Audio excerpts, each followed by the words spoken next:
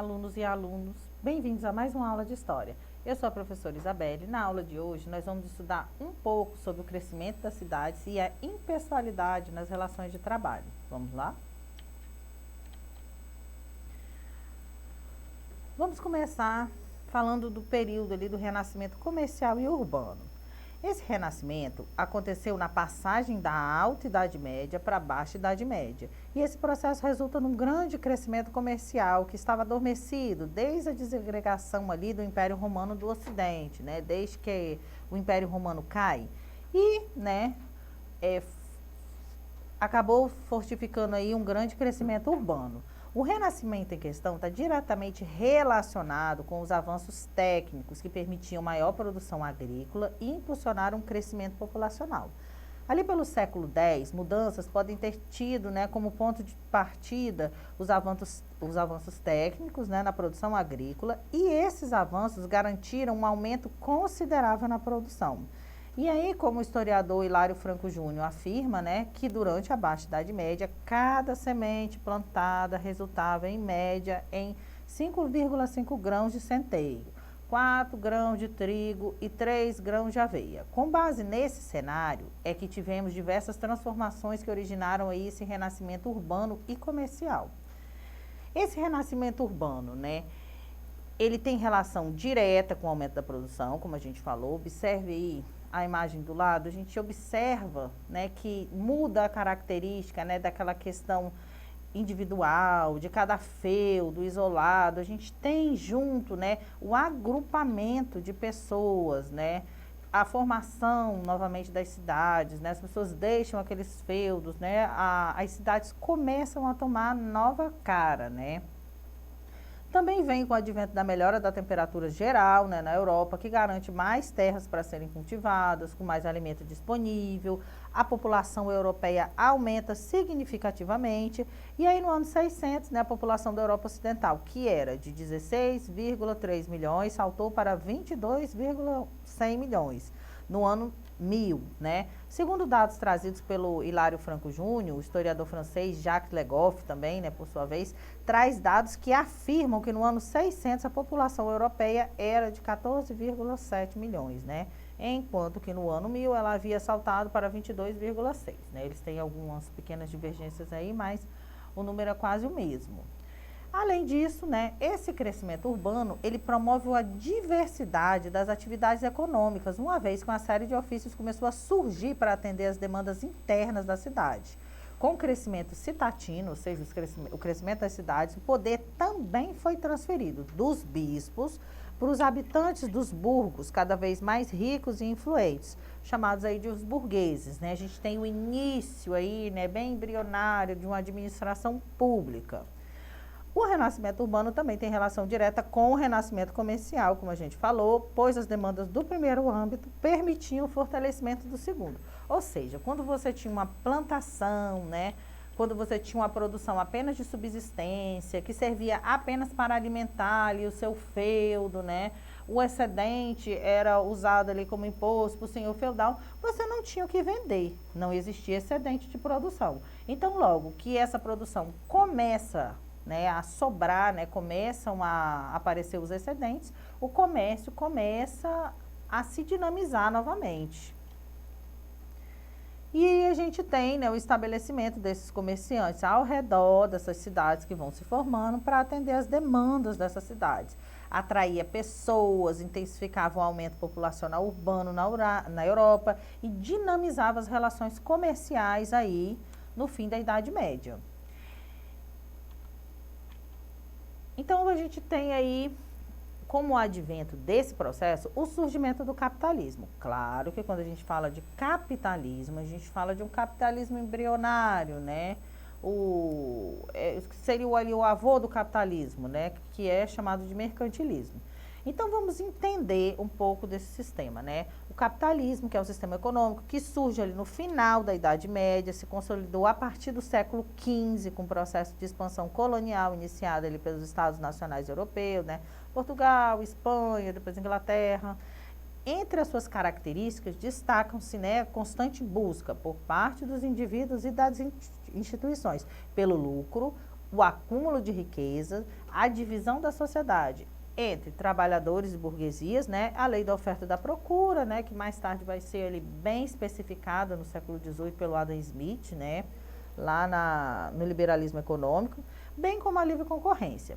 O capitalismo comercial. Essa foi a fase construtiva do sistema capitalista que se inicia ali no século XV e, como já apontamos, né, consistia basicamente na formação de uma economia centrada, né, nas trocas comerciais, que envolviam tanto sociedades de um mesmo local quanto de diferentes países. Com a expansão marítima, né, a formação das colônias, né, como o Brasil, por exemplo, né, as colônias aqui latino-americanas, né, a Espanha, o que viria a ser, né, as colônias espanholas, né, o que viria a ser Argentina, o que viria a ser Uruguai, né, os vice-reinos, né, Granada e tudo. Estabeleceu-se um cenário econômico internacional chamado de divisão internacional do trabalho, em que as colônias exportavam matérias-primas e as metrópoles produziam mercadorias. Ou seja, é o pacto colonial, né? Você manda para fora, né, produtos que são matérias-primas e recebe, né, produtos manufaturados. A gente está falando aí do século XV, então a gente não pode falar de industrializados, né? A gente fala de manufaturas. E aí, nesse período, né, o sistema econômico que se caracterizava pela intensa procura, né, de acúmulo de territórios, matérias-primas, metais preciosos, né, uma das características fortes aí do mercantilismo, né, o metalismo, por parte dessas nações, e além disso, né, nas trocas comerciais, cada país procurava exportar mais do que exportar, a fim de obter essa balança comercial favorável. Nesse período, o modo de produção predominante em substituição ao artesanato era a manufatura, que consistia na divisão da produção em tarefas destinadas a vários trabalhadores, a fim de se produzir uma determinada mercadoria com maior eficiência, né, e em maior quantidade. No entanto, durante esse capitalismo comercial, a maior parte dos trabalhadores encontrava-se ainda, né, ali no setor primário da economia. Não havia uma grande mudança no que tange o trabalhador. O trabalho capitalista. Nesse modelo, né, de trabalho capitalista, quem tem os meios de produção emprega quem não tem. Nesse formato, o trabalho em questão de tempo, força, qualidade e produto é trocado por um salário, né? O capitalismo é um sistema econômico que gera até hoje inúmeras formas e meios de trabalho para o ser humano. E esse sistema ele se inicia no final da Idade Média através, né, das caravanas de mercadores, ambulantes, né, principalmente aí no tempo das cruzadas. E aí se iniciam também a busca por mercadorias e as trocas comerciais de produtos que vinham da Europa para então serem, né, utilizados pela nobreza. É importante ressaltar que nesse período aí das cruzadas, a troca era mútua, né? Se procurava produtos que vinham da Europa, também se importava, né? Traziam-se, né, muitos produtos vindos do Oriente, né? Produtos que não existiam na Europa, né? Alguns temperos, as especiarias, né? Tecidos finos que não eram produzidos, né? Nesse sentido, o Oriente estava mais avançado, né, do que a Europa. E aí, né, a gente tem a formação dos burgos, né, a formação das cidades à medida que esses comércios vão aumentando, né? Por esse motivo, houve um crescimento exponencial das cidades e junto a elas, né, do capitalismo mercantil, dando origem a novas e variadas formas de trabalho. Todo esse processo resulta na criação de uma nova classe, a burguesia. O avanço da indústria na Inglaterra, né, principalmente, né, consequência ali da Revolução Industrial, marcaram o início da segunda fase do capitalismo. E o surgimento das grandes indústrias fez com que trabalhadores do campo fossem para a cidade em busca de oportunidades de trabalho, né? As terras dos antigos moradores do campo agora passaram a ser, né, propriedade de grandes senhores que as utilizavam aí para o cultivo, né, em grande escala. Falando da Inglaterra especificamente, a gente teve aí um processo de cercamento, né, onde as pessoas foram abandonando o campo e vindo para as cidades para trabalhar nessa indústria aí, né, recém-formada. A ponte criada pelo Renascimento Cultural e do humanismo, né, das revoltas protestantes, do mercantilismo, foram a base para a construção e eclosão da indústria. O desenvolvimento industrial, né, a lógica fabril, advinha, né, com as revoluções industriais e contribuíam para a formação e fortalecimento de um outro significado do trabalho, atrelada à moral burguesa individualista. Ademais, né, o uso contínuo das máquinas fez com que os industriais passassem a buscar toda forma, né, de mão de obra que pudessem baratear seus custos de produção.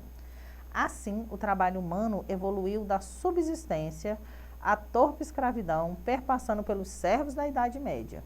E aí, na valorização desse artífice, né, desses artistas, né, desses primeiros artesãos aí, vai, né, se evoluir, né, ali no período renascentista, ao iluminismo, né, da Idade Moderna, desembocando, né, na ideia do trabalho digno. Aquele, né, que enobrece, né, o indivíduo que não estará mais relegado à vadiagem, né, e aos vícios, né, e, né, porém as péssimas condições de trabalho nos ambientes, elas continuam.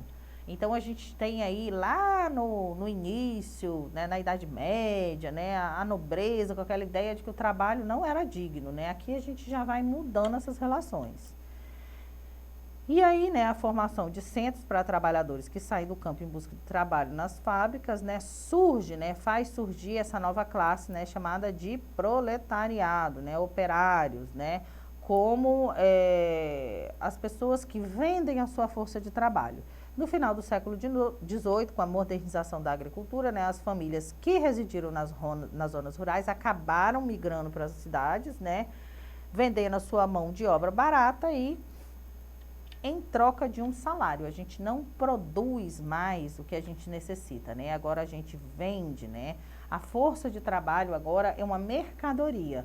Antes, na sua lógica, né, você produzia, né? Você produzia o seu sapato, você produzia a sua comida, você produzia o que você necessitasse para sobreviver.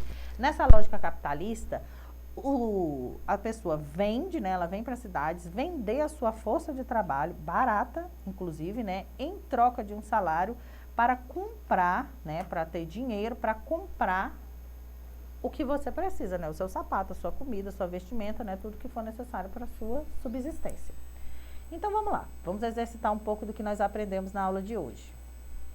O renascimento urbano ocorreu, letra A partir do desmembramento do Império Carolíngio. Letra B, com desenvolvimento comercial registrado na Baixa Idade Média. Letra C, com desenvolvimento da arquitetura urbana medieval. Ou letra D, a partir da criação de universidades na Alta Idade Média. Vamos lá, pensando um pouquinho na resposta, que é a letra B, né, com desenvolvimento comercial registrado ali na Baixa Idade Média, né, formação dos burgos, né, o acúmulo, né, do comércio em volta das cidades, né, a formação das cidades, né, o abandono dos feudos, e aí a gente tem aí o chamado renascimento urbano e comercial. Vamos lá, mais uma questão. O capitalismo vê a força de trabalho como mercadoria, mas é claro que não se trata de uma mercadoria qualquer. Ela é capaz de gerar valor. O operário é o indivíduo que, nada possuindo, é obrigado a sobreviver da sua força de trabalho. Segundo Karl Marx, a força de trabalho é alugada ou comprada por meio da letra A, mais-valia, letra B, do lucro, letra C, do salário ou letra D, da alienação. Pensando aí um pouco na resposta, que é a letra C, né? Como a gente falou agora, o trabalhador vende a sua força de trabalho em troca de um tanto de dinheiro, né, chamado de salário, para que ele possa obter, né, comprar com esse dinheiro o que ele necessita para a sua subsistência. Então, meninas e meninos, por hoje é só. Para ter acesso a esse e demais conteúdos, acesse a plataforma Eduque. Até a próxima aula. Tchau, tchau!